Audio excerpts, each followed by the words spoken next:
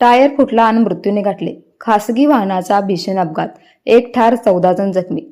डोणगावहून रिसोडकडे प्रवासी घेऊन येणारा खासगी वाहनाचा टायर अचानक फुटल्याने वाहनावरील चालकाचे नियंत्रण सुटल्याने उलटून झालेल्या भीषण अपघातात एका प्रवाशाचा जागीच मृत्यू झाला, तर 14 जण जखमी झाल्याची घटना 24 जून रोजी सकाळी 9:15 वाजता रिसोड मालेगाव मार्गावरील बिबखेडा परिसरात घडली.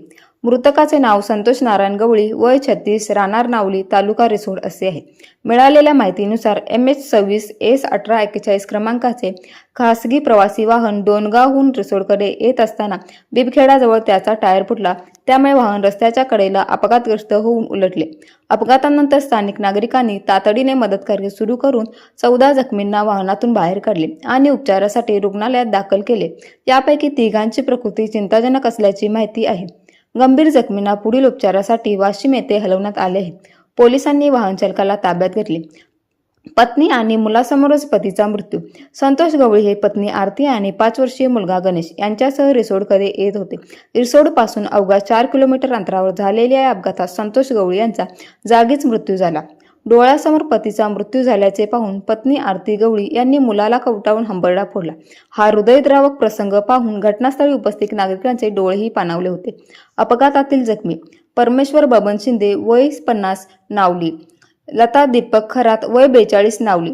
शोभा परमेश्वर कोरडे, वय 35, मांगुळजनक. देवीदास यादव खंडारे, वय 52, नेतनसा. कृष्णा रामेश्वर कोरडे, वय 16, मांगुळजनक. आरती संतोष गवळी, वय 27, नावली. सतीश जगन्नाथ भिसे, वय 38, अंचळ. गणेश संतोष गवळी, वय 5, नावली. गोदावरी शामराव मोरे, वय 72, मांगवाडी. लताबाई दत्तराव रायवाडे, वय 50, पळशी, जिल्हा हिंगोली. दीपक रामभाऊ खरात, वय 45, नावली. पंकज भास्कर खरात, वय 27, नावली. शारदा बळीराम वाघ, वय 55, गोवर्धन. बळीराम पंढरीनाथ वाघ, वय 69, गोवर्धन. अवैध प्रवासी वाहतुकीचा प्रश्न पुन्हा ऐरणीवर. या अपघातानंतर अवैध प्रवासी वाहतुकीचा मुद्दा पुन्हा चर्चेत आला आहे. ग्रामीण भागात नियमबाह्य पद्धतीने प्रवासी वाहतूक करणाऱ्या वाहनांवर कारवाई होत नसल्याने नागरिकांच्या जीवितास धोका निर्माण होत असल्याच्या प्रतिक्रिया उमटत आहेत. विशाल क्रांती न्यूज प्रतिनिधी संतोष बारलेराव, वाशिम.